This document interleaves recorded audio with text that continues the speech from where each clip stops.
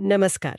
आज हम एक बहुत ही जानी मानी किताब नॉर्मन लुइस की वर्ड पावर मेड इजी पर बात करने वाले हैं। हाँ, ये किताब तो कई लोगों के लिए एक तरह से वोकैबुलरी बाइबल जैसी है। आज हम कुछ दिलचस्प शब्दों और उनके पीछे छिपे मतलबों की पड़ताल करने वाले हैं। हाँ, बिल्कुल। ये शब्द अक्सर लोगों के व्यक्तित्व यानी पर्सनैलिटी बताने के लिए इस्तेमाल होते हैं। हमारे पास कुछ स्रोत हैं जो इन अंग्रेजी शब्दों की जड़ों तक जाते हैं, खासकर लैटिन और ग्रीक तक। जी। इन स्रोतों में शब्दों की लिस्ट है, उनके मतलब है और वो कैसे बने ये सब दिया है। हाँ, काफी डिटेल में है। तो आज का मिशन ये है कि इन शब्दों को सिर्फ रटना नहीं, बल्कि उनकी बनावट को समझकर ये जानना कि वो किसी व्यक्ति या स्वभाव के बारे में क्या बताते हैं। सही बात है, मतलब जड़ से समझना। हाँ, तैयार है? चलिए जरा इसे खोल कर देखते हैं। बिल्कुल। सामग्री काफी मजेदार है वैसे। इसमें कुछ जाने पहचाने व्यक्तित्व प्रकारों पर फोकस है, जैसे ईगोइस्ट। हाँ, ईगोइस्ट जो सिर्फ अपने बारे में सोचे। हाँ। फिर एल्ट्रोइस्ट है, जो दूसरों का भला सोचे। इंट्रोवर्ट, एक्सट्रोवर्ट, ये तो सुने ही होंगे। करे और एक्सट्रोवर्ट जिसे महफिलें पसंद हो। सही। और कुछ ऐसे भी हैं जो थोड़ी नेगेटिविटी दिखाते हैं, जैसे मिसैंथ्रोप, मिसैंथ्रोप ये कौन हुआ? जिसे इंसानों से ही नफरत हो। अरे पूरी इंसानियत से। हाँ। फिर मिसोजिनिस्ट है, जिसे औरतों से नफरत हो। और मिसोगमिस्ट, जिसे शादी से ही नफरत हो। बाप रे। और असेटिक यानी तपस्वी का भी जिक्र है इसमें। अच्छा। और इन सब के पीछे छुपे हैं कुछ मूल शब्द, मतलब रूट वर्ड्स। जैसे ईगो है मैं, हाँ। अल्टर दूसरा, वर्तो मुड़ना। हाँ। फिर मिसेन है नफरत करना, एंथ्रोपोस इंसान, गायने औरत, और गैमोस शादी। ये जड़ें ही इन शब्दों के असली मतलब खोलती हैं इन्हों। हाँ, तो लक्ष्य ये है कि इन जड़ों को पकड़कर शब्दों के मतलब समझें। शायद इससे ये शब्द ज्यादा आसानी से याद भी रहे और उनका इस्तेमाल भी सही ढंग से हो पाए। बिल्कुल। और कमाल की बात यह है कि कैसे एक ही जड़ से कितने अलग अलग शब्द निकल आते हैं। सही कह रहे हैं। ये सिर्फ शब्दों के अर्थ नहीं बताते, बल्कि ये भी दिखाते हैं कि हम इंसानी स्वभाव और रिश्तों को कैसे देखते और समझते आए हैं। चलिए सबसे पहले दो बिल्कुल विपरीत किरदारों को लेते हैं, ईगोइस्ट और अल्ट्रुइस्ट। स्रोत कहते हैं कि ईगोइस्ट वो है जिसका सारा ध्यान अपनी जरूरतों, अपनी इच्छाओं, मतलब अपनी तरक्की पर होता है। हाँ, सेल्फ इंटरेस्ट फर्स्ट वाला मामला। बिल्कुल। इसी से जुड़ा एक और शब्द सुनने में आता है ईगोटिस्ट। इसमें और ईगोइस्ट में क्या फर्क है? स्रोत कुछ कहते हैं। हमारे स्रोत इनमें ज्यादा फर्क नहीं बता रहे, पर आमतौर पर ऐसा माना जाता है कि ईगोइस्ट अपने फायदे की सोचता है, और ईगोटिस्ट वो है जो अपनी तारीफें बहुत करता है, मतलब बोलता ज्यादा है अपने बारे में। अच्छा, मैं मेरा वाला। हाँ, कुछ वैसा ही। दोनों में ईगो तो है ही, जो लैटिन में मैं के लिए था। और ये जो आईएस्ट लगता है आखिर में, ईगोइस्ट, ईगोटिस्ट। हाँ, ये आयस्त सफिक्स अक्सर उस व्यक्ति को दिखाता है जो वैसा काम करता है या वैसा स्वभाव रखता है। तो ईगोइस्ट हुआ मैं पर केंद्रित व्यक्ति। एल्ट्रुइस्ट ये कौन है? अल्ट्रुइस्ट वो है जो दूसरों की भलाई को अपने से ऊपर रखता है। अच्छा। ये शब्द आता है लैटिन के ऑल्टर से। ऑल्टर। हाँ, ऑल्टर मतलब है अन्य या दूसरा। तो अल्ट्रुइस्ट का फोकस अन्य यानी दूसरे लोगों पर होता है। यहाँ भी इस्ट व्यक्ति को ही दर्शा रहा है। कितना सीधा फर्क है ना? एक मैं पर केंद्रित, दूसरा दूसरों पर। बिल्कुल। अब आते हैं उन लोगों पर जिनका ध्यान या तो अंदर की तरफ होता है या बाहर की तरफ।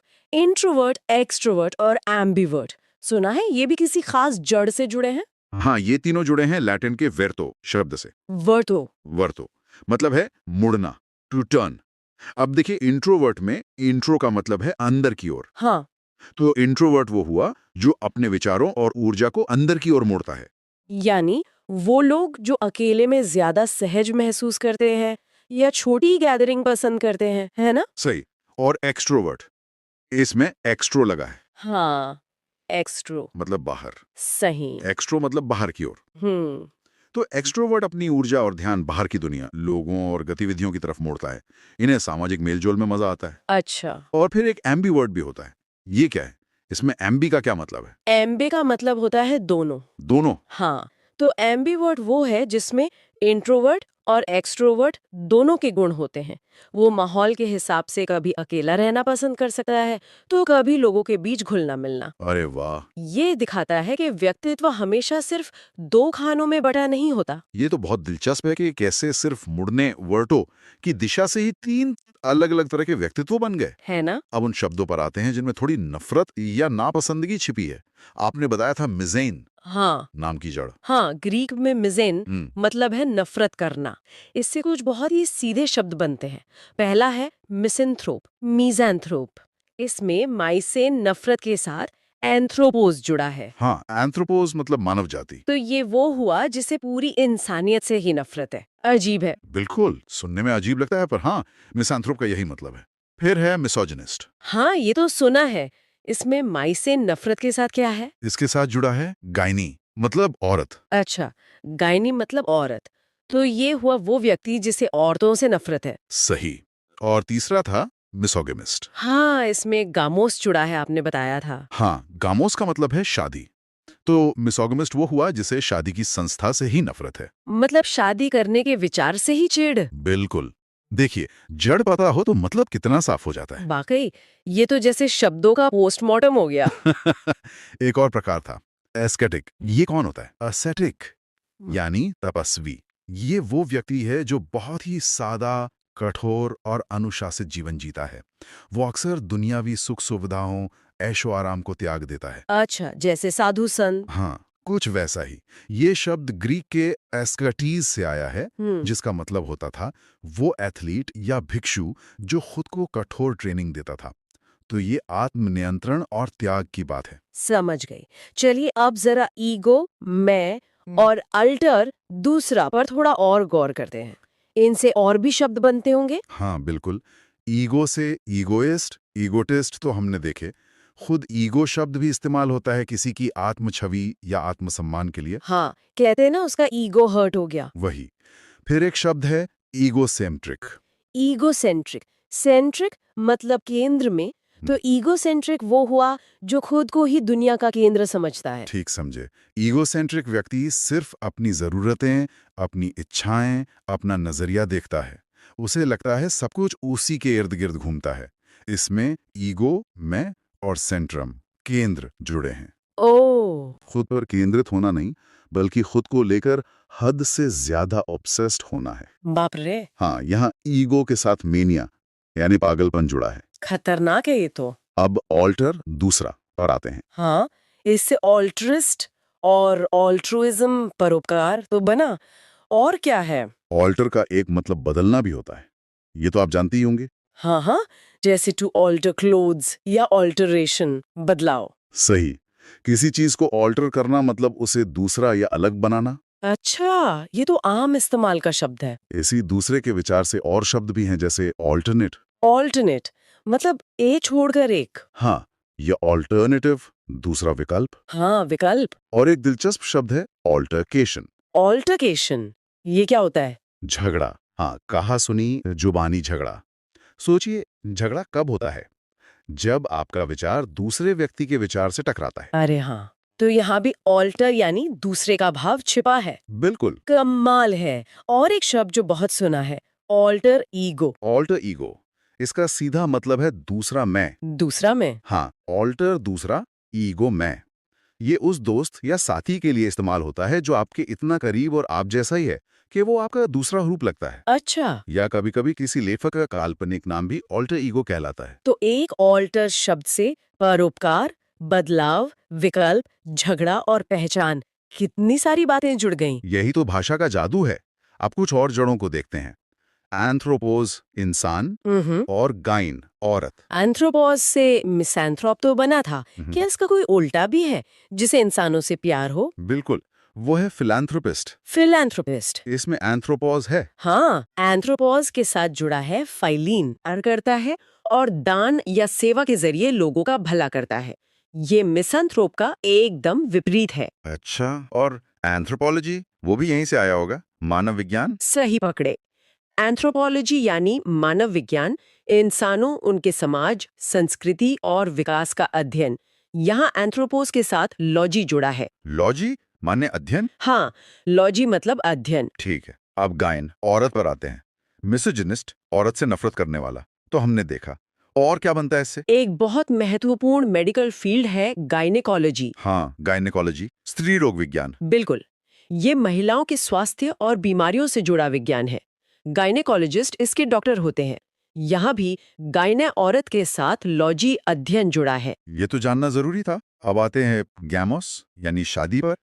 मिसोगैमिस्ट तो शादी से नफरत करता है, पर शादी के अलग अलग सिस्टम भी होते हैं, उनके लिए भी क्या यही जड़ काम आती है? एक चुनौतीपूर्ण सवाल है ये।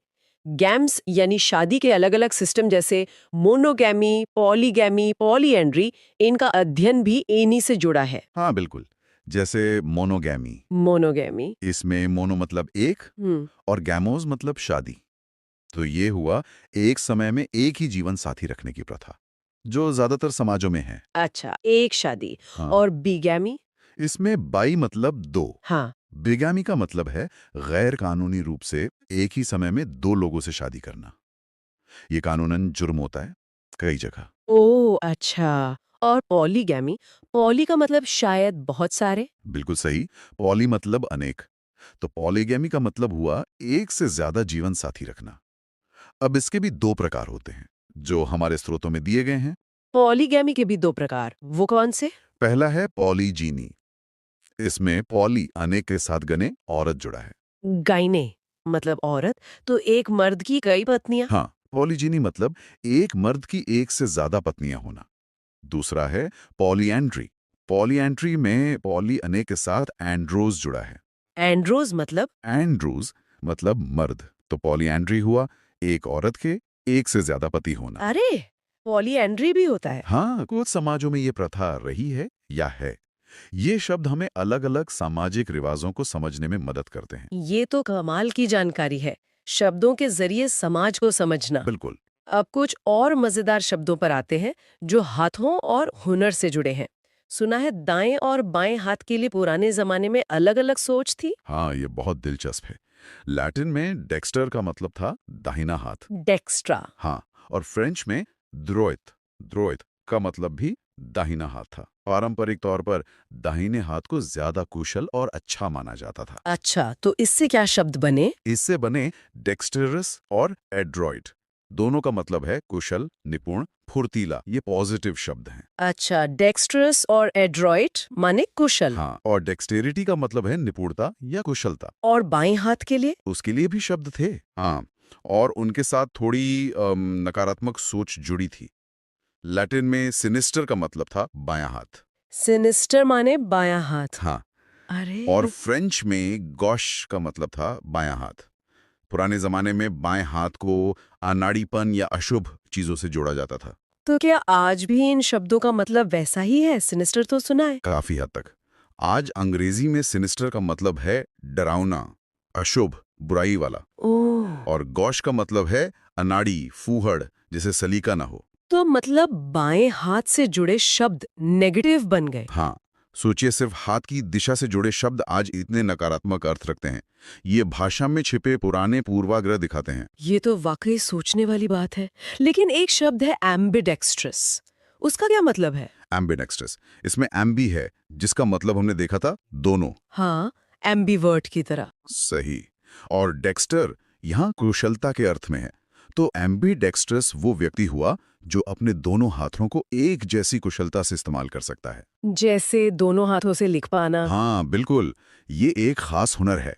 एम्बिडेक्स्टेरिटी इस हुनर का नाम है। तो ये दिखाता है कि कैसे भाषा सिर्फ शब्द नहीं, बल्कि सोच और कभी-कभी पुराने जमाने के पूर्वाग्रहों को भी साथ लेकर चलती है। बिल्कुल। अच्छा, हमने देखा कि कैसे जड़ों से शब्द बनते हैं, पर शब्दों के आखिर में लगने वाले हिस्से सफिक्सेस भी तो मतलब बदलते हैं ना? हाँ जैसे IST, Y, IC वगैरह। हाँ, ये प्रत्यय यानी सफिक्सेस भी बहुत काम के हैं।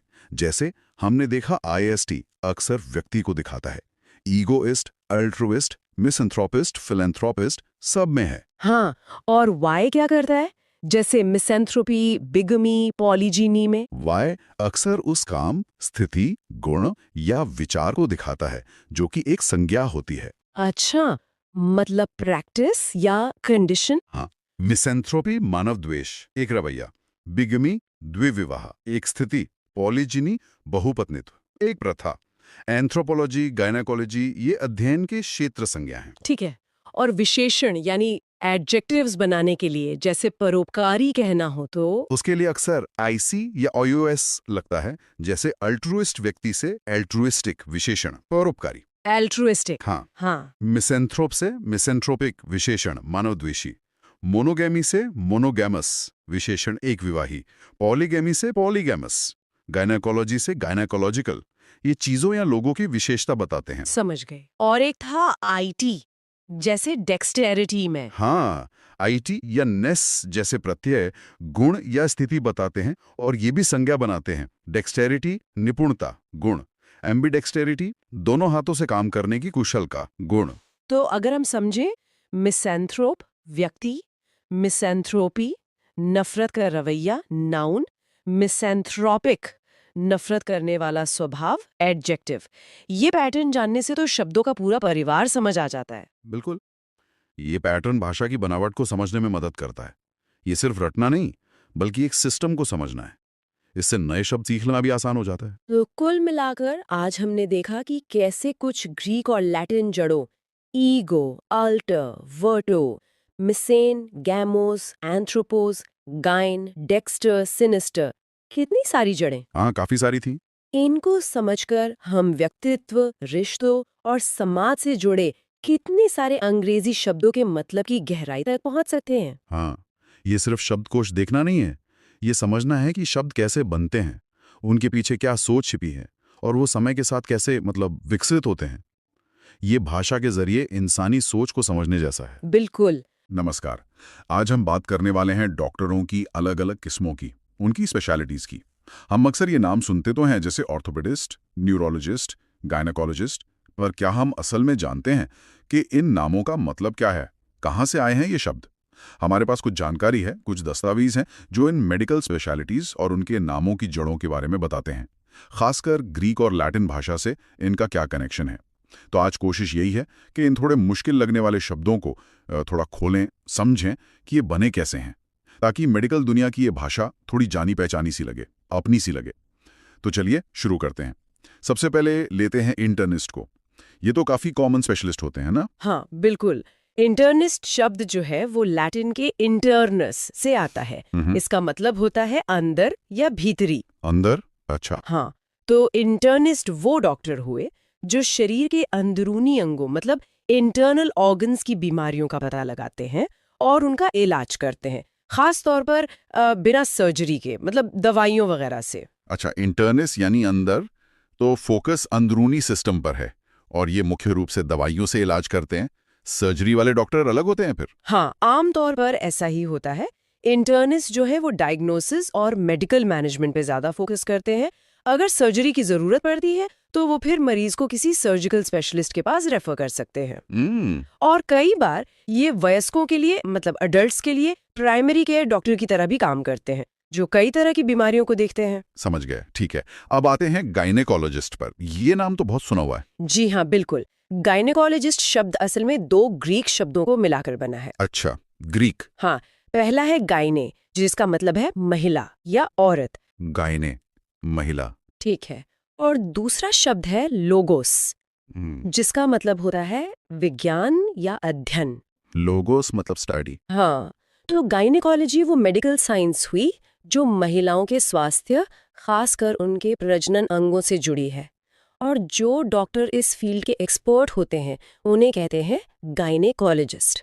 इसमें जो आखिर में लॉजिस्ट लगा है ना, वो एक्सपर्ट या विशेषज्ञ को दिखाता है। गायने यानी महिला, लोगोस यानी अध्ययन। वाह, ये तो शब्द अपने आप में ही पूरी कहानी बता रहा है।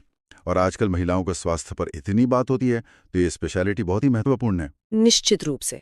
और इसी से मिलती जुलती एक और स्पेशलिटी है जो अक्सर साथ में ही होती है। आप ऑब्स्टेट्रिशियन की बात कर रही हैं? हाँ, इन दोनों का नाम अक्सर साथ लिया जाता है, OBGYN करके। बिल्कुल सही।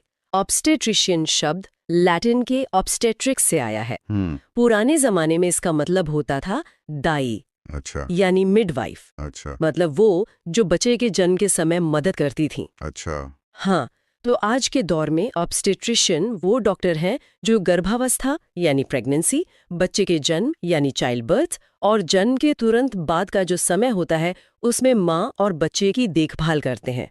इस मेडिकल फील्ड को ऑब्स्टेट्रिक्स कहते हैं। और जैसा आपने कहा, कई डॉक्टर गायनेकोलॉजी और ऑब्स्टेट्रिक्स दोनों में ट्रेंड होते हैं। दाई से ऑब्स्टेट्रिशियन तक का ये सफर ये दिखाता है कि कैसे मेडिकल साइंस ने तरक्की की है। कमाल है। चलिए अब बच्चों के डॉक्टर की तरफ चलते हैं, पीडियाट्रिशियन। हाँ, पीडियाट्रिशियन। ये शब्द भी ग्रीक से ही बना है। इसमें पहला शब्द है पाइडोस, जिसका मतलब है बच्चा, पाइडोस बच्चा, और दूसरा है आइट्रिया। इसका मतलब होता है चिकित्सा उपचार या medical healing. Iatria healing. Okay. Okay. तो पीडियाट्रिशियन वो स्पेशलिस्ट डॉक्टर हुए जो शिशुओं, बच्चों और टीनेजर्स की फिजिकल, मेंटल और इमोशनल हेल्थ का ध्यान रखते हैं, उनकी बीमारियों का इलाज करते हैं।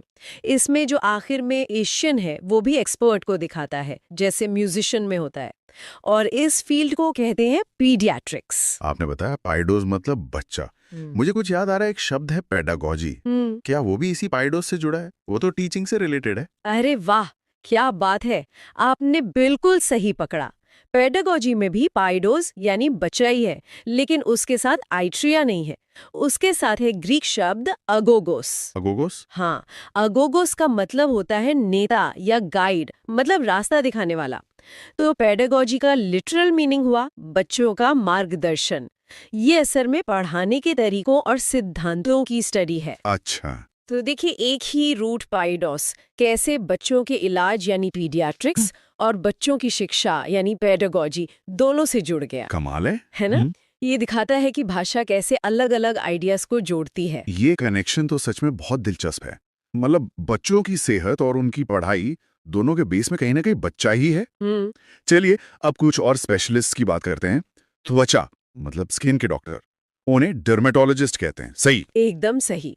डर्मेटोलॉजिस्ट में ग्रीक शब्द डर्मा है, जिसका मतलब है त्वचा या स्किन। डर्मा, त्वचा। हाँ, तो डर्मेटोलॉजिस्ट त्वचा, बाल, नाखून और इनसे जुड़ी जो भी बीमारियां हैं उनके एक्सपर्ट होते हैं, और इस साइंस को डर्मेटोलॉजी कहते हैं।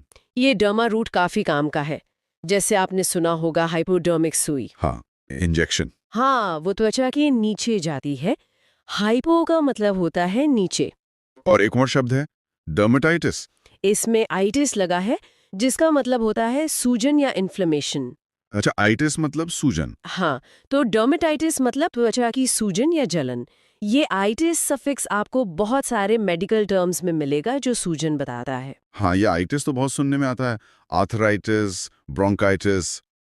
अच्छा, त्वचा की समस्याएं तो बहुत ही आम हैं, तो डर्मेटोलॉजिस्ट की भूमिका भी काफी अहम है।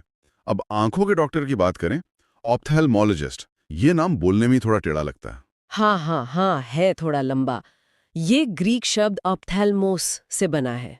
इसका सीधा मतलब है आंख। ऑप्थेल्मोस, आंख। हाँ, तो ऑप्थेल्मोलॉजिस्ट आंखों की बीमारियों और जो आंखों की सर्जिकल प्रॉब्लम्स होती हैं उनके स्पेशलिस्ट है। वो आंखों का पूरा चेकअप करते हैं, बीमारी डायग्नोज करते हैं, दवा देते हैं, और अगर ज़रूरत हो तो सर्जरी भी करते हैं। इस फील्ड को ऑप्थेल्मोलॉजी कहते हैं। आंखों के लिए एक और शब्द भी सुना है मैंने, ऑक्यूलस। क्या उसका भी कोई कनेक्शन है इससे? हाँ, बिल्कुल है। ऑक्यूलस लैटिन भाषा में आंख को कहते हैं। इससे शब्द बनता है ऑक्यूलिस्ट। ये ऑप्थेल्मोलॉजिस्ट का ही एक और नाम है, हालांकि अब ये कम इस्तेमाल होता है। अच्छा। और ऑक्यूलर का मतलब होता है आंख से जुड़ा हुआ। और जो आप दूरबीन इस्तेमाल करते हैं, बाइनोक्यूलर्स, हाँ, बाइनोक्यूलर। इसमें भी यही रूट है। बाई मतलब दो और ऑक्यूलस मतलब आंख, यानी दो आंखों से देखने का यंत्र। अरे वाह, तो फिर मोनोकल भी इसी से हुआ। मोनो मतलब एक, तो एक आंख का चश्मा। बिल्कुल। अरे कंफ्यूजन अक्सर वोट आ रहे को ऑप्टोमेट्रिस्ट और ऑप्टिशियन में, ये ऑप्थेल्मोलॉजिस्ट से अलग कैसे हैं? हाँ, ये बहुत अच्छा सवाल है और इसमें फर्क समझना बहुत जरूरी है। ऑप्टोमेट्रिस्ट को देखें तो इसमें ग्रीक ऑप्सिस या ऑप्टिकॉस है, जिसका मतलब है दृष्टि या नजर। Vision site. ऑप्सिस नजर, और साथ में है मीट्रॉन यानी माप, मेजरमेंट। मीट्रॉन मतलब मापना। हाँ, तो ऑप्टोमेट्रिस्ट आंखों की जांच करके दृष्टि को मापते हैं, मतलब नजर का नंबर चेक करते हैं और चश्मे या कॉन्टैक्ट लेंस का नंबर देते हैं। वो कुछ हद तक आंखों की सामान्य समस्याओं का पता भी लगा सकते हैं, पर वो मेडिकल डॉक्टर नहीं होते। अच्छा, वो डॉक्टर नहीं है। नहीं। वहीं ऑप्टिशियन जो है वो टेक्नीशियन होते हैं। वो डॉक्टर या ऑप्टोमेट्रिस्ट के दिए प्रिस्क्रिप्शन के बेस पर चश्मे बनाते हैं, लेंस फिट करते हैं और उन्हें बेचते हैं। वो आंखों की जांच या इलाज नहीं करते। चश्मा बनवाना है तो ऑप्टोमेट्रिस्ट या ऑप्टिशियन। बिल्कुल सही। लेकिन अगर आंखों में कोई बीमारी है, कोई तकलीफ है या सर्जरी करानी है, तो फिर ऑफ्थेल्मोलॉजिस्ट के पास जाना चाहिए। बिल्कुल सही। ऑप्थेल्मोलॉजिस्ट ही आंखों के मेडिकल और सर्जिकल इलाज के लिए क्वालिफाइड डॉक्टर है। ये फर्क समझना वाकई जरूरी था, शुक्रिया। अच्छा, त्वचा और आंखों से आगे बढ़ते हैं। अब बात करते हैं हड्डियों की। हड्डियों के डॉक्टर को ऑर्थोपेडिस्ट कहते हैं। जी हाँ, ऑर्थोपेडिस्ट शब्द भी ग्रीक से ही आया है। इसमें पहला हिस्सा है ऑर्थोस। ऑर्थोस, हाँ, ऑर्थोस का मतलब है सीधा या सही, स्ट्रेट, करेक्ट, सीधा। ठीक है। और दूसरा हिस्सा है पाइडोस। याद है पीडियाट्रिशियन में आया था? हाँ, पाइडोस मतलब बच्चा। पर हड्डियों के डॉक्टर के नाम में बच्चा क्यों? ये तो अजीब है। हाँ हाँ, ये थोड़ा चौंकाता है। असल में शुरुआत में ऐसा ही था। ये स्पेशलिटी शुरू हुई थी बच्चों में जो हड्डियों के या कंकाल की बनावट में गड़बड़ी होती थी, जैसे रीढ़ की हड्डी टेढ़ी हो जाना या पैर मुड़े हुए होना, उनको सीधा करने पर। अच्छा, इसलिए ऑर्थोस सीधा और पाइडियोस बच्चा। बिल्कुल। लेकिन धीरे धीरे इनका काम बढ़ गया और अब ऑर्थोपेडिस्ट हर उम्र के लोगों की हड्डियों, जोड़ों, मसल्स, लिगामेंट्स, इन सब से जुड़ी चोटों और बीमारियों का इलाज करते हैं। फ्रैक्चर से लेकर आर्थराइटिस तक सब कुछ। इस फील्ड को ऑर्थोपेडिक्स कहते हैं। अच्छा, तो ऑर्थोस यानी सीधा। मेरे ख्याल से दांतों को सीधा करने वाले डॉक्टर के नाम में भी ये आता है, ऑर्थोडोंटिस्ट। क्या बात है, आप तो कमाल के कनेक्शन बना रहे हैं। बिल्कुल सही। ऑर्थोडोंटिस्ट में ऑर्थोस के साथ है ग्रीक शब्द ओडोंटोस, ओडोंटोस, जिसका मतलब है दांत, टूथ। तो ऑर्थोडोंटिस्ट वो डेंटिस्ट है जो टेढ़े मेढ़े दांतों और जबड़ों को अलाइनमेंट में लाकर सीधा करते हैं। तो दोनों का काम सीधा या सही करना है, एक हड्डियों को, दूसरा दांतों को। एग्जैक्टली। ये तो सच में बहुत लॉजिकल है। अब आते हैं दिल पर। दिल के डॉक्टर कार्डियोलॉजिस्ट। कार्डियोलॉजिस्ट, इसमें ग्रीक शब्द कार्डिया है, जिसका मतलब है दिल या हृदय। Cardia, heart. हाँ, और साथ में लोगोस है, मतलब अध्ययन। तो कार्डियोलॉजिस्ट दिल और जो खून की नलियां होती हैं, यानी ब्लड वेसल्स, उनसे जुड़ी बीमारियों के विशेषज्ञ हैं, जैसे heart attack, high blood pressure, heart failure. इन सब समस्याओं का डायग्नोसिस और ट्रीटमेंट करते हैं, और इस साइंस को कहते हैं कार्डियोलॉजी। और कार्डियक शब्द का मतलब ही होता है दिल से जुड़ा हुआ। बिल्कुल। आजकल जिस तरह की लाइफस्टाइल है, दिल की बीमारियां इतनी ज्यादा हो गई हैं, कार्डियोलॉजिस्ट की भूमिका तो बहुत ही अहम है। बिल्कुल। दिल के बाद अब चलते हैं दिमाग और नसों की तरफ।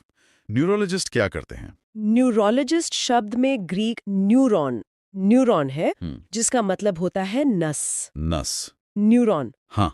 तो न्यूरोलॉजिस्ट दिमाग, रीढ़ की हड्डी और पूरे नर्वस सिस्टम, मतलब हमारा जो तंत्रिका तंत्र है, उसको प्रभावित करने वाली बीमारियों के एक्सपर्ट होते हैं, जैसे कि स्ट्रोक, माइग्रेन, मिर्गी यानी एपिलेप्सी, पार्किंसंस रोग, ऐसी बहुत सी कंडीशंस इसमें आती हैं। इस फील्ड को न्यूरोलॉजी कहते हैं। अच्छा। और इसी न्यूरॉन से और भी शब्द बने हैं, जैसे न्यूरैल्जिया, इसमें एल्गोस जुड़ा है, जिसका मतलब है दर्द। अल्गोस, दर्द। तो न्यूरैल्जिया मतलब नस का दर्द। हाँ, नस का दर्द। और एक है न्यूराइटिस, इसमें फिर से वही आइटिस आ गया, सूजन वाला। हाँ, तो न्यूराइटिस मतलब नस की सूजन। ये तो बहुत अच्छे से समझ आ रहा है अब। अच्छा, और अब एक और बहुत जरूरी स्पेशलिटी, साइकाइट्रिस्ट। जी, साइकाइट्रिस्ट। इस शब्द को देखें तो इसमें पहला हिस्सा है ग्रीक साइकी। साइकी का मतलब होता है आत्मा, प्राण, या आजकल हम इसे मन, स्पिरिट, सोल के अर्थ में ज्यादा लेते हैं। साइकी, मन। और दूसरा हिस्सा है आइट्रिया, जो हमने पीडियाट्रिशियन में भी देखा था। हाँ, चिकित्सा, उपचार या हीलिंग। बिल्कुल। तो साइकियाट्रिस्ट वो मेडिकल डॉक्टर हैं जो मानसिक, भावनात्मक और व्यवहार से जुड़ी समस्याओं, मतलब मेंटल एंड इमोशनल डिस्टर्बेंसेस का डायग्नोसिस, ट्रीटमेंट और रोकथाम करते हैं। वो दवाएं लिख सकते हैं और साइकोथेरेपी भी करते हैं। इस मेडिकल ब्रांच को साइकियाट्री कहते हैं। साइकी यानी मन और आइट्रिया यानी उपचार, मन का उपचार। आजकल मेंटल हेल्थ को लेकर जितनी जागरूकता बढ़ी है, साइकियाट्रिस्ट की भूमिका समाज में बहुत ही महत्वपूर्ण हो गई है। बिल्कुल। जैसे हम शरीर का ध्यान रखते हैं, वैसे ही मन का ध्यान रखना भी उतना ही जरूरी है। सही कहा। अच्छा, एक और शब्द है जो शायद थोड़ा कम सुनने में आता है पर जरूरी हो सकता है, जीरियाट्रिक्स। ये किनसे जुड़ा है? हाँ, जीरियाट्रिक्स। इसमें ग्रीक शब्द गेरास है। गेरास। गेरास का मतलब है वृद्धावस्था या ओल्ड एज। ओल्ड एज, ठीक है। और साथ में फिर से वही आइट्रिया यानी चिकित्सा उपचार। तो जीरियाट्रिक्स मेडिसिन की वो ब्रांच है जो खासतौर पर बुजुर्ग लोगों की जो स्वास्थ्य समस्याएं होती हैं और उनकी देखभाल, उसमें फोकस करती है। जैसे जैसे दुनिया में लोगों की औसत उम्र बढ़ रही है, ये स्पेशलिटी और भी ज्यादा महत्वपूर्ण होती जा रही है। इसके एक्सपर्ट को जीरियाट्रिशियन कहते हैं, जीरियाट्रिक्स यानी वृद्धावस्था। हाँ, ये विशेषज्ञता तो बढ़ती उम्र की जो अलग चुनौतियां होती हैं उनको समझने और संभालने में बहुत मदद करती होगी। तो ये थी कुछ मुख्य मेडिकल स्पेशलिटीज और उनके नामों के पीछे की दिलचस्प कहानी, उनकी ग्रीक और लैटिन जड़ों की कहानी। शुरुआत करते हैं मन और व्यवहार की दुनिया से।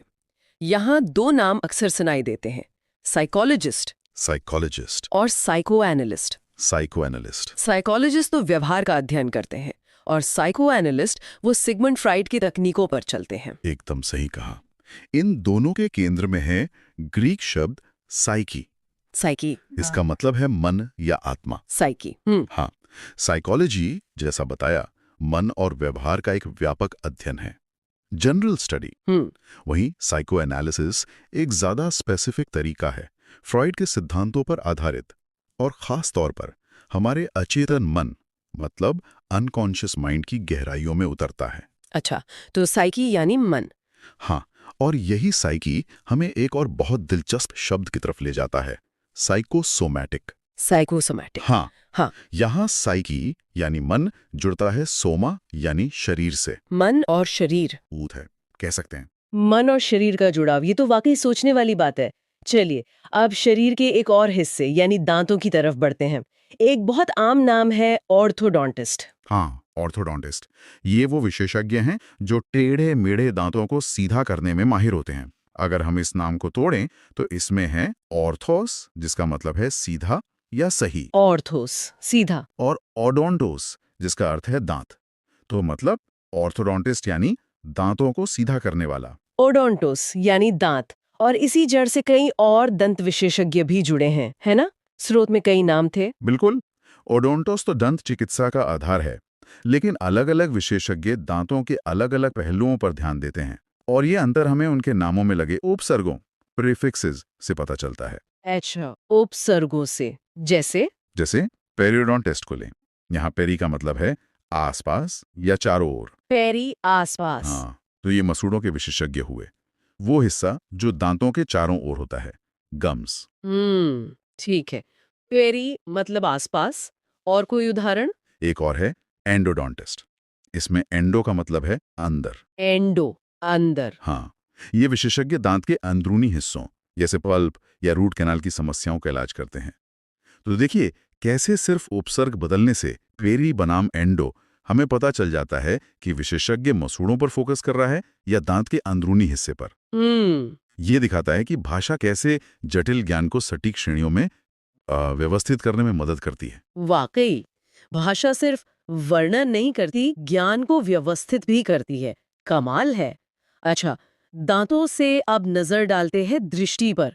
यहाँ भी दो नाम आम है, ऑप्टोमेट्रिस्ट और ऑप्टिशियन। इसमें ऑप्सिस या ऑप्टिकोस है, जिसका मतलब है दृष्टि। ओप्स, ऑप्टिकोस, दृष्टि। हाँ, और साथ में है मेट्रॉन, जिसका मतलब है माप। मेट्रॉन, माप, तो दृष्टि को मापने वाला। बिल्कुल। ऑप्टोमेट्रिस्ट वो पेशेवर हैं जो दृष्टि को मापते हैं। वे आंखों की जांच करके चश्मे या कॉन्टैक्ट लेंस का नंबर बताते हैं, प्रिस्क्रिप्शन देते हैं।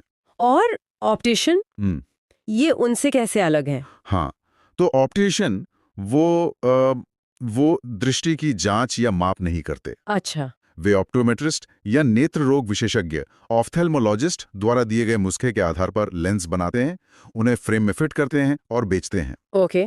उनका काम नुस्खे को हकीकत में बदलना है। मतलब वे ऑप्टिकल उपकरणों से जुड़े कारीगर हैं एक तरह से। समझ गई, एक जांच करता है, दूसरा बनाता है। चलिए अब शरीर में थोड़ा नीचे चलते हैं, पैरों की ओर। पैरों की देखभाल करने वाले विशेषज्ञ को पोडियाट्रिस्ट कहते हैं। हाँ, पोडियाट्रिस्ट। इस शब्द में दो ग्रीक जड़ें हैं। एक है पूज या इसका रूप पोदोस, जिसका मतलब है पैर, पोरोस, पैर, और दूसरी जड़ है इयाट्रिया, जिसका अर्थ है चिकित्सा या इलाज। इयाट्रिया, इलाज। तो पोडियाट्रिस्ट मतलब पैरों का इलाज करने वाला। वे पैरों की छोटी मोटी बीमारियों और समस्याओं का निदान और उपचार करते हैं। पोडोस यानी पैर। ये जड़ तो और भी कहीं सुनी है, ऐसा लग रहा है। बिल्कुल, ये पोदोस बड़ी दिलचस्प यात्रा करता है। जरा सोचिए ऑक्टोपस के बारे में। ऑक्टोपस, हाँ। ऑक्टो मतलब 8 और पूज मतलब पैर।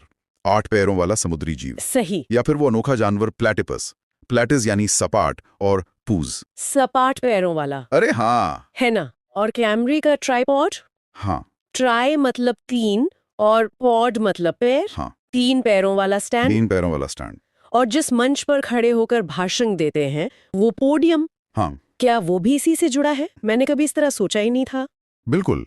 पोडियम मूल रूप से पैर रखने की या खड़े होने की जगह थी, एक छोटा मंच। तो देखिए कैसे एक पैर शब्द जीव विज्ञान से लेकर तकनीक और सार्वजनिक भाषण तक पहुंच गया। ये दिखाता है कि भाषा की जड़ें कितनी फैली हुई हो सकती हैं। वाकई कमाल है। अच्छा, पैरों से अब हड्डियों और शरीर की संरचना पर आते हैं। यहाँ 2 नाम अक्सर सुनने में आते हैं और कभी-कभी थोड़ी कंफ्यूजन भी होती है, ओस्टियोपैथ और कायरोप्रैक्टर। हाँ, ओस्टियोपैथ और कायरोप्रैक्टर। ओस्टियोपैथी का सिद्धांत क्या है? ओस्टियोपैथ में ओस्टियन का अर्थ है हड्डी और पाथोस का अर्थ है पीड़ा या रोग। ओस्टियन हड्डी, पैथोस पीड़ा। हाँ, ऑस्टियोपैथी इस विचार पर आधारित है कि शरीर की संरचना, खासकर हड्डियों और मांसपेशियों का तंत्र, वो पूरे स्वास्थ्य के लिए महत्वपूर्ण है। उनका मानना है कि संरचनात्मक समस्याओं, खासकर रीढ़ की हड्डी में, उनसे शरीर के अन्य हिस्सों में दर्द या बीमारी हो सकती है। वे अक्सर इलाज के लिए शारीरिक हेरफेर, मैनिपुलेशन और अन्य तकनीकों का इस्तेमाल करते हैं। और कायरोप्रैक्टर, वे भी तो रीढ़ की हड्डी पर ध्यान केंद्रित करते हैं और मैनिपुलेशन का इस्तेमाल करते हैं। हाँ, समानताएं हैं, लेकिन नाम में अंतर देखिए। नाम में अच्छा। कायरोप्रैक्टिस शब्द खीर से आता है, जिसका अर्थ है हाथ। खीर, हाथ। और प्रैक्टिकॉस, जिसका मतलब है करने वाला या अभ्यास करने वाला। तो कायरोप्रैक्टिस शाब्दिक रूप से हाथों से काम करने वाला है, हाथों से। हाथों से काम करने वाला, ठीक है। उनका मुख्य फोकस अक्सर रीढ़ की हड्डी के जोड़ों, मतलब वर्टिब्रल जॉइंट्स के समायोजन, एडजस्टमेंट पर होता है, जिसे वे हाथों से करते हैं। अच्छा, तो दोनों ही हड्डियों और संरचना पर ध्यान देते हैं और हाथों का इस्तेमाल करते हैं। सुनने में काफी समान लगता है। इनके नामों की जड़ों के अलावा मुख्य अंतर क्या है जिसे एक आम इंसान समझ सके? ये एक अच्छा सवाल है। हालांकि दोनों पद्धतियां शारीरिक हेरफेर का उपयोग करती हैं और मस्कुलोस्केलेटल प्रणाली पर ध्यान केंद्रित करती हैं, पर उनके दर्शन और दायरे में थोड़े सूक्ष्म अंतर हो सकते हैं। कायरोप्रैक्टिक अक्सर रीढ़ की हड्डी के समायोजन, एडजस्टमेंट पर ज्यादा केंद्रित होता है, ताकि नर्वस सिस्टम पर प्रभाव डाला जा सके। ऑस्टियोपैथी का दृष्टिकोण थोड़ा व्यापक हो सकता है। वो पूरे शरीर की संरचनात्मक अखंडता और उसके सर्कुलेशन और बायोमैकेनिक्स पर पड़ने वाले प्रभाव को देखता है। लेकिन हाँ, दोनों हाथों से काम करने पर जोर देते हैं। और ये कीर यानी हाथ शब्द कहीं और भी आता है, आपने शायद इशारा किया था। हाँ, दिलचस्प बात यह है कि यही कीर यानी हाथ हमने पहले देखे पोडोस, पैर से मिलकर कायरोपडी शब्द बनाता था। कायरोपोडी। हाँ, जो पारंपरिक रूप से पैरों की देखभाल जो हाथों से की जाती थी को रेफर करता था। आजकल पोडियाट्री ज्यादा आम है, लेकिन ये दिखाता है कि कैसे ये जड़ें आपस में जुड़ सकती हैं। कीर और पोडोस। हाथों की बात चल ही रही है तो लिखावट की तरफ आते हैं। ग्राफोलॉजिस्ट कौन होते हैं? ग्राफोलॉजी, ये शब्द बना है ग्राफीन यानी लिखना और लोगोस यानी अध्ययन से। ग्राफीन लिखना, लोगोस अध्ययन। हाँ, तो ग्राफोलॉजिस्ट वो व्यक्ति होता है जो लिखावट का अध्ययन करके व्यक्ति के चरित्र या पर्सनैलिटी के बारे में अनुमान लगाने का प्रयास करता है। वे लिखावट के पैटर्न, दबाव, झुकाव जैसी चीजों का विश्लेषण करते हैं। अच्छा, लिखावट से जुड़े कुछ और भी शब्द हैं जैसे कैलीग्राफी। बिल्कुल, कैलीग्राफी सुंदर लिखावट की कला है, आर्ट है। इसमें कैलॉस का अर्थ है सुंदरता। कैलॉस, सुंदरता। किरोग्राफी कह सकते हैं, कीर यानी हाथ प्लस ग्राफीन यानी लिखना। किरोग्राफी, हाथ से लिखना। सही। तो ग्राफोलॉजी जो विश्लेषण है, वो कैलीग्राफी जो कला है और किरोग्राफी जो हाथ से लिखने का कार्य है से अलग है। हालांकि सभी का संबंध लिखने से ही है। चलिए अब जीवन यात्रा के एक अलग पड़ाव की ओर बढ़ते हैं, बुढ़ापे की ओर। जेरोंटोलॉजिस्ट कौन होते हैं और वे क्या करते हैं? जेरोंटोलॉजी, ये शब्द आता है गेरॉन से, जिसका मतलब है बूढ़ा आदमी। गेरॉन, बूढ़ा आदमी। और लोगोस यानी अध्ययन। तो जेरोंटोलॉजिस्ट वृद्धावस्था और बूढ़े होने की प्रक्रिया का अध्ययन करते हैं, लेकिन उनका ध्यान सिर्फ शारीरिक या चिकित्सा संबंधी पहलुओं पर ही नहीं होता। ये जरूरी है। अच्छा। हाँ, वे वृद्धावस्था से जुड़े सामाजिक, मनोवैज्ञानिक, आर्थिक और अन्य गैर चिकित्सीय मुद्दों को भी देखते हैं और समझते हैं। एक होलिस्टिक व्यू है। तो ये सिर्फ बूढ़े होने की बीमारी का अध्ययन नहीं है। नहीं, बिल्कुल नहीं। यह वृद्धावस्था को एक समग्र अनुभव के रूप में देखता है। इससे जुड़े कुछ और शब्द भी हैं, जैसे ग्रीक गेरेस का मतलब है वृद्धावस्था और लैटिन में सेनेक्स का मतलब है बूढ़ा। सेनेक्स, बूढ़ा। हाँ, इसी सेनेक्स से सेनाइल या सेनिलिटी जैसे शब्द बने हैं, जो अक्सर वृद्धावस्था से जुड़ी शारीरिक या मानसिक कमजोरी के लिए इस्तेमाल होते हैं, खासकर थोड़े नकारात्मक अर्थ में। एक और शब्द है सेनेसेंस, जो बूढ़ा होने की जैविक प्रक्रिया, बायोलॉजिकल प्रोसेस को दर्शाता है। और क्या सेनेक्स का सेनेट से कोई संबंध है? स्रोत में इसका जिक्र था। हाँ, ये एक दिलचस्प ऐतिहासिक कड़ी है। सेनेक्स शब्द की जड़ें इसी सेनेक्स, बूढ़ा में है। सच में? हाँ, प्राचीन रोम में सेनेट मूल रूप से वृद्ध नागरिकों की परिषद, काउंसिल ऑफ एल्डर्स हुआ करती थी, क्योंकि माना जाता था कि उनके पास अनुभव और ज्ञान ज्यादा होता है। क्या बात है! तो भाषा हमें इतिहास और सामाजिक संरचनाओं की झलक भी देती है। जेरोंटोलॉजी, वृद्धावस्था का समग्र अध्ययन, सेनिलिटी या सेनेसेंस, उम्र बढ़ने की स्थिति या प्रक्रिया से अलग है, हालांकि दोनों आपस में जुड़े हुए हैं। तो आज हमने मन से लेकर पैर, हड्डियों से लेकर लिखावट और बुढ़ापे तक कई विशेषज्ञों के नामों के पीछे छिपे अर्थों को समझा है। हमने देखा कि कैसे उनके नाम सिर्फ लेबल नहीं है, बल्कि उनकी विशेषज्ञता की कहानी अपनी जड़ों में समेटे हुए हैं। आज हमारे पास कुछ बहुत दिलचस्प दस्तावेज हैं। ये विज्ञान और वैज्ञानिकों के बारे में हम जैसे बात करते हैं ना, उस पर फोकस करते हैं। जो अलग अलग साइंटिफिक फील्ड्स हैं और जो एक्सपर्ट्स हैं, उनके नामों के पीछे का अर्थ क्या है, उसे सामने लाया जाए। शुरुआत में कुछ सवाल हैं यहाँ, जैसे कौन सा वैज्ञानिक है जो मानव जाति के विकास मतलब एवोल्यूशन में रुचि रखता है? हाँ, ऐसे विशेषज्ञ को एंथ्रोपोलॉजिस्ट यानी मानव विज्ञानी कहते हैं। एंथ्रोपोलॉजिस्ट। बिल्कुल। अच्छा, ये शब्द बना कैसे है? क्या इसकी जड़ों में ही कोई मतलब छिपा है? बिल्कुल बिल्कुल, ये ग्रीक भाषा के दो शब्दों से आया है। एक है एंथ्रोपोस, एंथ्रोपस। हाँ, जिसका मतलब है मानव जाति, और दूसरा है लोगस, जिसका मतलब है अध्ययन या विज्ञान। तो एंथ्रोपोलॉजिस्ट मतलब वो हुआ जो मानव जाति का अध्ययन करता है। सिंपल। अरे वाह, ये तो बढ़िया है। मतलब जड़ें समझो तो परिभाषा एकदम साफ हो जाती है। अच्छा, अगला सवाल लेते हैं।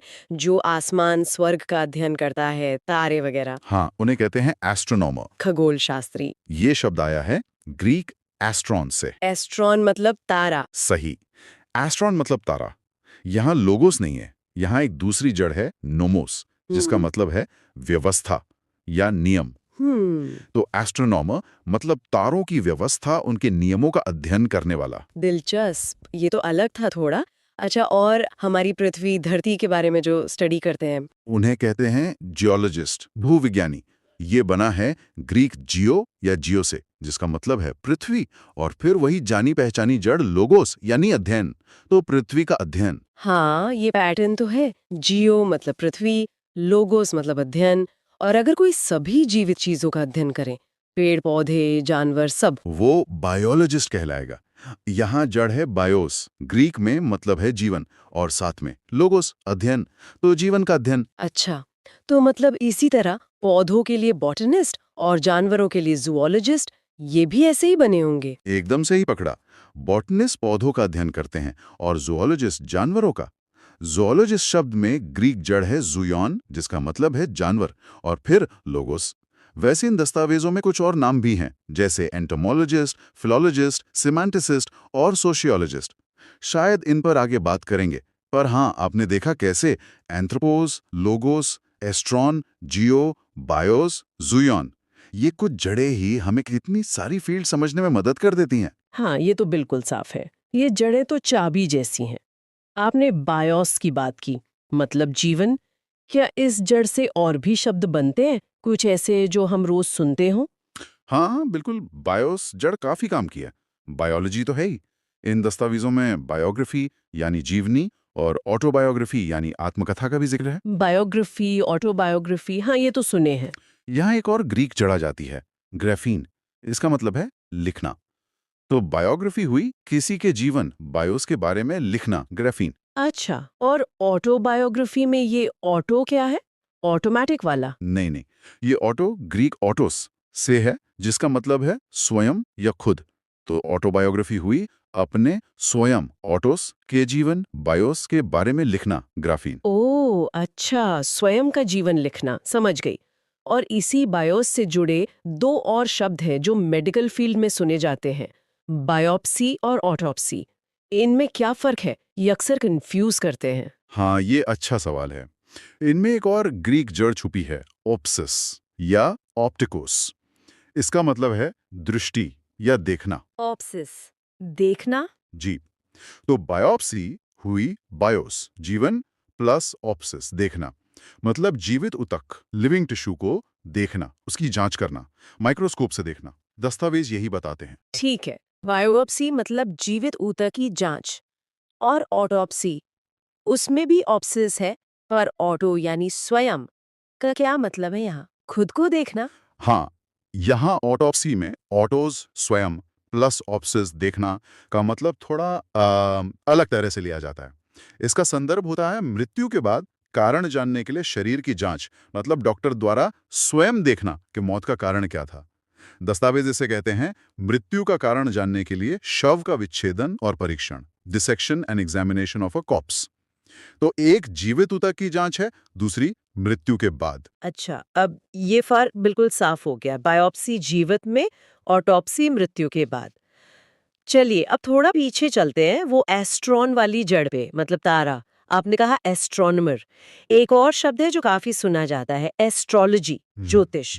इनमें क्या कनेक्शन है? दस्तावेज क्या कहते हैं? हाँ, दोनों में एस्ट्रॉन यानी तारा तो है, लेकिन दस्तावेज इनके बीच का फर्क बिल्कुल साफ करते हैं। एस्ट्रोनॉमी को बताया गया है स्वर्ग का वैज्ञानिक अध्ययन, साइंस ऑफ द हेवंस। ठीक है, विज्ञान। जी। जबकि एस्ट्रोलॉजी को कहा गया है ग्रहों और सितारों का इंसानी जीवन पर जो असर माना जाता है, उसका सिद्धांत, theory of the influence of planets and stars on human events. तो मतलब एक विज्ञान है और दूसरा एक सिद्धांत या कह लें एक विश्वास प्रणाली है। ये फर्क समझना जरूरी है। एस्ट्रोनॉमी विज्ञान, एस्ट्रोलॉजी एक सिद्धांत। अब आते हैं जी यानी पृथ्वी वाली जड़ पर। आपने बताया जियोलॉजिस्ट। जियोलॉजी के अलावा और कौन से शब्द हैं इससे जुड़े हुए? जियो जड़ से, जियोलॉजी तो है ही, हाँ, मतलब पृथ्वी की बनावट का विज्ञान। Science of the composition of the earth. इसके अलावा ज्योग्राफी, भूगोल। ये तो हम सबने स्कूल में पढ़ा है। हाँ, ज्योग्राफी। इसमें जी पृथ्वी के साथ वही ग्राफेन, लिखना या वर्णन करना जुड़ा है। हाँ, तो ये हुआ पृथ्वी का नक्शा बनाना या पृथ्वी का वर्णन करने का विज्ञान। Science of earth mapping. सही। और ज्योमेट्री, ज्यामिति, मैथ्स वाला, क्या उसका भी पृथ्वी से लेना देना है? हाँ बिल्कुल, उसकी शुरुआत तो वहीं से हुई थी। जियोमेट्री शब्द बना है जी पृथ्वी और मिट्रॉन यानी माप से। जियोमेट्री, पृथ्वी का मापन। बिल्कुल, मूल रूप से इसका मतलब यही था, पृथ्वी का मापन, जमीन नापना वगैरह। आज ये गणित की वो ब्रांच है जो शेप्स, फिगर्स, उनकी प्रॉपर्टीज की स्टडी करती है। Mathematical science of shapes, figures etcetera. कमाल है। मतलब शब्द कहाँ से शुरू हुए और आज उनका क्या मतलब है। अच्छा, अब जानवरों वाली जड़ पर वापस आते हैं, जूयन। आपने बताया जूओलॉजी, प्राणी शास्त्र। इसके अलावा कोई और आम शब्द जो जूयन से बना हो? हाँ, एक बहुत ही आम शब्द है जोडियक, राशि चक्र। ज़ोडिएक, हाँ। ये शब्द भी जूयन, जानवर, से ही निकला है। इन दस्तावेजों में इसे ज्योतिष में इस्तेमाल होने वाला एक डायग्राम बताया गया है, डायग्राम यूज्ड इन एस्ट्रोलॉजी। इसमें अक्सर जानवरों के चिन्ह होते हैं ना, जैसे मेष, भेड़, वृषभ, बैल, सिंह, शेर। तो वो जानवर वाली जड़ यहाँ भी है। अरे वाह, ज़ोडिएक में भी जानवर, ये तो मैंने सोचा ही नहीं था। वाकई ये जानना मजेदार है कि कैसे ये ग्रीक जड़ें इतने सारे शब्दों में फैली हुई हैं। क्या इन दस्तावेजों में कुछ और जरूरी जड़ें या उपसर्ग बताए गए हैं जो ऐसे शब्दों को समझने में मदद करें? हाँ, कुछ और भी दिलचस्प जड़ें बताई गई हैं। एक जरूरी ग्रीक जड़ है टोम या टोमोस। इसका मतलब है एक कटाई, अ कटिंग। टोम, कटाई। जी। और इसी से मिलती जुलती एक लैटिन जड़ भी है, सेक्टस, सेक्टस। उसका मतलब भी है काटना, कट। कटाई या काटना, ये विज्ञान के शब्दों में कैसे इस्तेमाल होता है? हमने शुरू में एंटोमोलॉजिस्ट की बात की थी, कीड़े मकोड़े वाले। बिल्कुल सही याद दिलाया आपने। इन दस्तावेजों के मुताबिक एंटोमोलॉजी शब्द बना है एन, जिसका मतलब है अंदर, प्लस टोम, कटाई। और मजे की बात यह है कि अंग्रेजी शब्द इंसेक्ट कीट वो लैटिन वाली जड़ से बना है। इन अंदर प्लस सेक्टस काटना। इंसेक्ट अंदर काटना, ऐसा क्यों? माना जाता है कि ये नाम इसलिए पड़ा क्योंकि कीड़ों का शरीर खंडित होता है ना, सेगमेंटेड, जैसे हिस्सों में कटा हुआ हो। अरे वाह, क्या लॉजिक है। ये तो शब्दों के पीछे की छुपी कहानी है।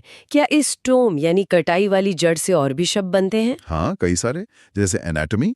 एनाटॉमी शरीर की संरचना का अध्ययन। एनाटॉमी, हाँ। ये बना है एना, जिसका मतलब है ऊपर, प्लस स्टोम कटाई। इसका मूल मतलब था ऊपर काटना या डाइसेक्शन करना। एक और शब्द है डाइकोटमी। डाइकोटमी, वो दो हिस्सों में बंटना। बिल्कुल, ये बना है दिखा यानी दो में, प्लस स्टोम कटाई। इसका मतलब ही है किसी चीज का दो हिस्सों में विभाजन। कंडीशन और state of being split into two parts. और एक शब्द है एपिटमी, किसी चीज का सार। क्या वो भी इसी से जुड़ा है? हाँ, वो भी। एपिटमी बना है एपी यानी ऊपर या सार रूप में, प्लस स्टोम कटाई। इसका मतलब है किसी चीज का सार या निचोड़, summary representation of the whole. जैसे किसी बड़ी चीज को काटकर उसका मुख्य हिस्सा निकाल लिया हो। तो आप देख सकती हैं कि काटने या विभाजित करने का आइडिया इन सब शब्दों में कहीं ना कहीं है। हाँ, ये तो सचमुच बहुत काम की जानकारी है। इन दस्तावेजों में एक और बड़ी दिलचस्प जड़ का जिक्र है, फिलेन, मतलब प्यार करना। इससे कौन से शब्द बनते हैं? इसका विज्ञान से क्या लेना देना? फिलेन जड़ भी बहुत सारे शब्दों की बुनियाद है, जैसे फिलॉलॉजी। फिलॉलॉजी? हाँ, इसमें फिलेन यानी प्यार करना और लोगोस जुड़ते हैं। लेकिन यहाँ लोगोस का मतलब अध्ययन नहीं, बल्कि शब्द या भाषण है। तो इसका मतलब हुआ शब्दों से प्यार या भाषा का अध्ययन। अच्छा, शब्दों से प्यार। और फिलॉसफी दर्शन शास्त्र। फिलॉसफी बना है फिलेन प्यार करना प्लस सोफोस। सोफोस यानी बुद्धिमान से। अच्छा, तो फिलॉसफी का मतलब हुआ ज्ञान या बुद्धिमत्ता से प्रेम, विजडम से प्यार। और मानव जाति से प्रेम के लिए भी कोई शब्द है? हाँ बिल्कुल, उसके लिए शब्द है फिलैंथ्रोपी, परोपकार। फिलैंथ्रोपी। ये बना है फाइलेन प्यार करना, हाँ। प्लस एंथ्रोपोस मानव जाति, यानी मानव जाति से प्रेम, उनके भले के लिए काम करना। ओके। दस्तावेजों में कुछ और उदाहरण भी दिए हैं, जैसे बिब्लियोफाइल, बिब्लियोफाइल, किताबों से प्यार करने वाला। सही। बिब्लियन यानी पुस्तक, प्लस पाइलेन प्यार करना, पुस्तक प्रेमी। और एक है एंग्लोफाइल, एंग्लोस यानी अंग्रेजी, प्लस पाइलेन प्यार करना, मतलब जिसे अंग्रेजी चीजें या संस्कृति पसंद हो। अच्छा, ये सब प्यार से जुड़े हैं या अलग-अलग नजरिए से बदल सकते हैं? निश्चित रूप से, यही तो भाषा की खासियत है। हालांकि कुछ परिभाषाएं इन दस्तावेजों में लगातार एक जैसी ही हैं, जैसे सेमेंटिक्स, उसे लगातार शब्दों के अर्थ और उनके मनोवैज्ञानिक प्रभावों का विज्ञान ही बताया गया है। Science of the meanings and effects of words. और लिंग्विस्टिक शब्द भी है, जो लैटिन लिंगुआ यानी जीभ या भाषा से आता है, भाषा का वैज्ञानिक अध्ययन। इसी तरह सोशियोलॉजी का मूल कनेक्शन तो सोशियस यानी साथी से ही है, जो समाज के अध्ययन की तरफ इशारा करता है, भले ही उस खास एक्सरसाइज में उसे किसी और चीज से मिला दिया गया हो। तो इन सभी दस्तावेजों को देखने के बाद बात साफ है, वैज्ञानिक और दूसरे मुश्किल शब्दों की जड़ों को समझना, उनकी एटिमोलॉजी को जानना, उनके मतलब को खोलने का एक बहुत अच्छा तरीका है। हाँ बिल्कुल। एंथ्रोपोस, लोगोस, एस्ट्रॉन, जियो, BIOS, join, Thome, sanctum, फाइलन, सोशियस, lingua. इन जैसी जड़ों को पहचानने से न सिर्फ हमें ये खास शब्द याद रखने में मदद मिलती है, बल्कि भविष्य में जब हम इनसे मिलते जुलते नए शब्द देखते हैं ना, तो उनका मतलब समझने का एक फ्रेमवर्क, एक आधार मिल जाता है। ज्ञान को ऑर्गेनाइज करने का एक तरीका है ये। हाँ। आज के इस गहन विश्लेषण में आपका स्वागत है। विषय है झूठ और झूठ बोलने वाले। एक ऐसा विषय जो हमेशा से ही प्रासंगिक रहा है। बिल्कुल। हमारे पास जो स्रोत सामग्री है वो झूठ के अलग अलग रंगों और झूठ बोलने वालों के प्रकारों पर रोशनी डालती है, खासकर उन शब्दों पर जिनका इस्तेमाल हम उनका वर्णन करने के लिए करते हैं। हाँ, भाषा कैसे ये सब पकड़ती है, ये देखना दिलचस्प है। स्रोत में दो शब्द हैं जो सीधे तौर पर आदत से जुड़े लगते हैं, इनवेटरेट और क्रॉनिक। इनवेटरेट, इसका क्या मतलब हुआ? इनवेटरेट झूठा वो है जिसके लिए झूठ बोलना एक बहुत पुरानी, गहरी और पक्की आदत बन चुकी है। ये शब्द लैटिन के वेटस से आया है। वेटस? हाँ, वेटस, जिसका मतलब है पुराना। अच्छा, पुराना। सोचिए, इनवेटरेट स्मोकर की तरह, जिसकी आदत सालों पुरानी और छोड़नी बहुत मुश्किल है। यानी ये वो झूठा है जिसकी रग रग में झूठ बस गया है, कुछ ऐसा? हाँ, कह सकते हैं, आदत बहुत पक्की हो गई है, मतलब सुधरना मुश्किल। और क्रोनिक झूठा, ये इनवेटरेट से कैसे अलग है? सुनने में तो ये भी आदत जैसा ही लगता है। समानता जरूर है, दोनों लंबे समय की बात करते हैं, लेकिन क्रोनिक शब्द वो ग्रीक क्रोनोस यानी समय से आया है। समय, हाँ। और ये झूठ बोलने की निरंतरता उसके बार बार होने पर ज्यादा जोर देता है। क्रोनिक झूठा वो है जो लगातार झूठ बोलता रहता है, शायद एक के बाद एक, बिना रुके। अच्छा। जबकि इनवेटरेट आदत की गहराई और उसके पुरानेपन पर ज्यादा केंद्रित है। हो सकता है कोई इनवेटरेट झूठा हो, पर हर वक्त झूठ ना बोलता हो, लेकिन जब बोले तो बहुत स्वाभाविक रूप से बोले। क्रोनिक वाला शायद रुकता ही नहीं। ये तो दिलचस्प बारीकी है।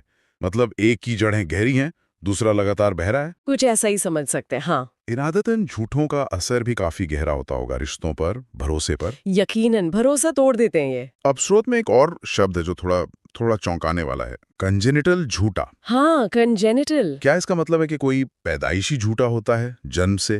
देखिए, कंजेनिटल शब्द लैटिन जेनेसिस से आया है, जिसका अर्थ है जन्म या उत्पत्ति। जन्म, उत्पत्ति। तो शाब्दिक तौर पर इसका मतलब जन्मजात जैसा लगता है, हाँ।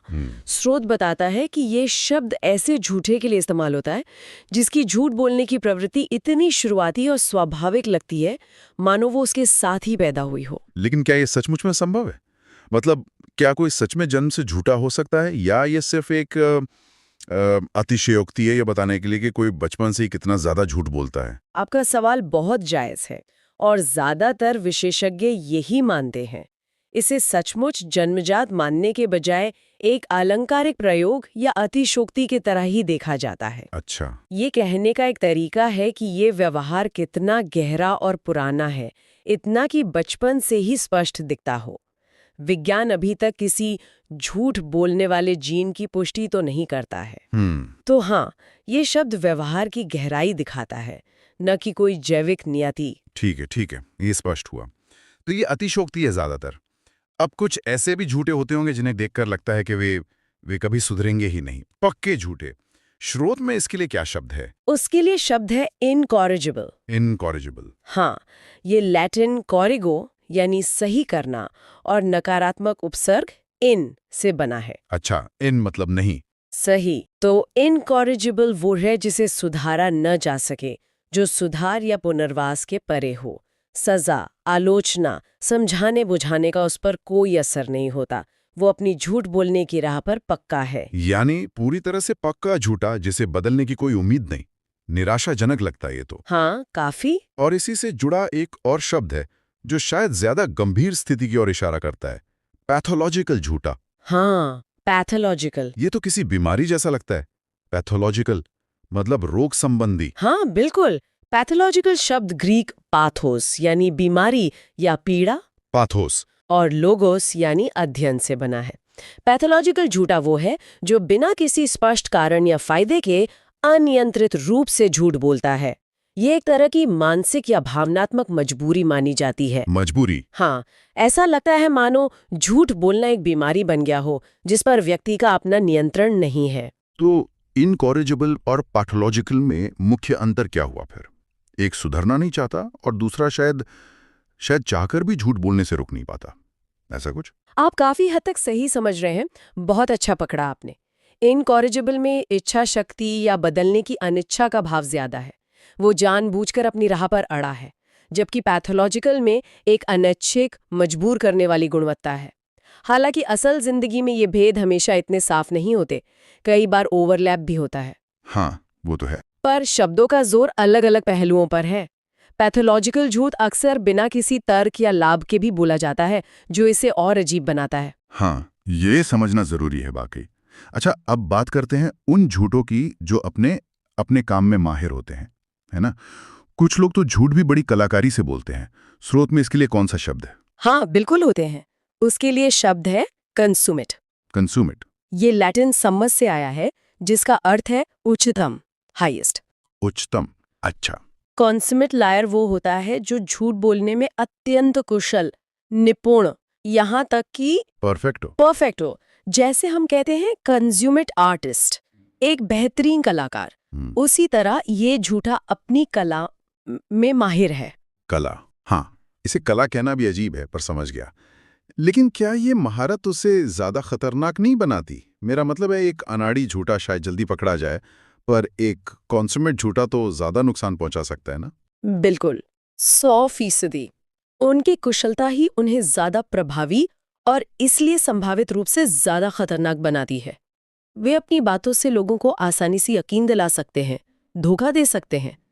उनका सफाई और आत्मविश्वास उन्हें विश्वसनीय बनाते हैं, कम से कम शुरुआत में तो जरूर। इसी तरह का एक और शब्द है ग्लिब, झूठा। स्रोत में इसका भी जिक्र है। क्या ये भी कुशलता से जुड़ा है? ग्लिब झूठा भी बोलने में बहुत सहज और चिकना होता है, बड़ी आसानी से और बिना हिचकिचाहट के बोलता है। अच्छा। लेकिन कॉन्सुमेट के विपरीत ग्लिब में अक्सर सतहीपन और अविश्वसनीयता का भाव छिपा होता है। ओके। उनकी बातें सुनने में चिकनी चुपड़ी तो लगती हैं, पर उनमें गहराई या ईमानदारी की कमी महसूस होती है। हाँ। वे सवालों के जवाब बड़ी तेजी और सफाई से गढ़ लेते हैं, लेकिन वो अक्सर खोखले लगते हैं, जैसे रटे रटाए हों। तो कंसुमेट में गहराई और महारत है, जबकि ग्लिब ज्यादा सतही और फिसलन भरा है। एक कुशल कलाकार जैसा, दूसरा शायद एक चालाक सेल्समैन ऐसा।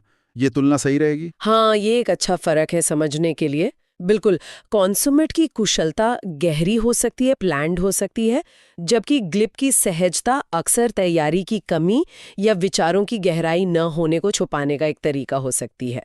बस जुबान तेज चलती है। ठीक है, ये भी समझ आया, कॉन्सुमेट और ग्लिब का फर्क। अब आते हैं उन प्रकारों पर जो शायद नैतिकता और असर के लिहाज से सबसे गंभीर हैं। जैसे स्रोत में अनकॉन्शनेबल झूठे का जिक्र है। इसका क्या मतलब है? अनकॉन्शनेबल, ये शब्द कॉन्शियंस यानी विवेक या ज़मीर से जुड़ा है। ज़मीर, हाँ। अनकॉन्शनेबल झूठा वो है जो बिना किसी अफसोस, पछतावे या शर्म के झूठ बोलता है। उसके अंदर ज़मीर की भारी कमी होती है। उसे इस बात से कोई फर्क नहीं पड़ता कि उसके झूठ से दूसरों को कितना नुकसान हो रहा है। कोई फर्क नहीं पड़ता? नहीं, ये अक्सर बहुत शातिर, क्रूर और अनैतिक झूठ होते हैं, दूसरों को चोट पहुंचाने वाले। ज़मीर की कमी, ये तो डरावना लगता है। क्या इसका मतलब है कि ऐसे लोगों में दूसरों के प्रति सहानुभूति या समानुभूति, एम्पैथी जिसे कहते हैं, वो भी कम होती है? ये एक बहुत महत्वपूर्ण बिंदु है और अक्सर सच होता है। बिल्कुल। अनकॉन्शनेबल व्यवहार में समानुभूति की कमी एक बड़ा कारक हो सकती है। अगर आप महसूस ही नहीं कर सकते कि आपके झूठ का दूसरे पर क्या असर पड़ेगा, तो शायद आपको झूठ बोलने में कोई हिचक या पछतावा नहीं होगा, है ना? सही कहा, कोई फर्क ही नहीं पड़ेगा। हम बाद में पैथोस शब्द की जड़ों पर बात करते हुए इस पर लौट सकते हैं, क्योंकि ये जुड़ा हुआ है। हाँ, जरूर लौटेंगे इस पर। अब दो और शब्द बचे हैं जो झूठ की गंभीरता या कुख्याति से जुड़े हैं। पहला है नोटोरियस। हाँ। नोटोरियस का मतलब है कुख्यात, यानी किसी बुरी बात के लिए प्रसिद्ध, बदनाम। हाँ, बदनाम। तो नोटोरियस झूठा वो है जो अपने झूठ बोलने की आदत या किसी बड़े झूठ के लिए दूर दूर तक जाना जाता हो। उसकी ये प्रसिद्धि नकारात्मक होती है। ये शब्द लैटिन नोटस यानी ज्ञात से आया है। अच्छा, ज्ञात, नोन। हाँ, मतलब सब जानते हैं कि ये व्यक्ति झूठा है। बिल्कुल। उसकी पहचान ही यही बन गई है। यानी इसकी शोहरत ही इसके झूठ पर टिकी है, वो भी बुरी वाली शोहरत। बिल्कुल। और आखिर में एग्रीजियस झूठा, 10वां शब्द। ये शब्द सुनने में बहुत वजनी लगता है। एग्रीजियस झूठ या झूठे के लिए इस्तेमाल होता है। एग्रीजियस झूठ, हाँ, वो होता है जो अपनी भयावहता, बेशर्मी या नकारात्मक प्रभाव के कारण बाकी सबसे अलग, एकदम भयंकर और असाधारण रूप से बुरा हो। असाधारण रूप से बुरा। हाँ, ये साधारण झूठ नहीं, बल्कि बहुत बड़ा और घिनौना झूठ होता है। शॉकिंग। हाँ, दिलचस्प बात यह है कि इसकी जड़ लैटिन एग्रेग में है। एग्रेग, हाँ, जिसका मतलब है झुंड से बाहर, out of the herd flock. झुंड से बाहर। अच्छा, हाँ। यानी इतना बुरा कि भीड़ से अलग ही नजर आए, नकारात्मक रूप से, बिल्कुल हटके, बुरे तरीके से। वाह, ये तो कमाल की जानकारी है। तो हमने 10 अलग अलग तरह के झूठों और झूठों का वर्णन करने वाले शब्द देखे। हाँ। आदत वाले, इनवेटरेट? क्रॉनिक, हाँ। जन्मजात जैसे लगने वाले कॉन्जेनिटल, सुधार से परे इनकॉरिजिबल, सही। बीमारी जैसे पैथोलॉजिकल, बिल्कुल। कुशल कंज्यूमर्ट, सतही ग्लिब, बिना जमीर वाले, अनकॉन्शनेबल। हाँ। जी, कुख्यात, नोटोरियस, और भयंकर। एग्रीजियस। सही। ये अपने आप में काफी जानकारी है।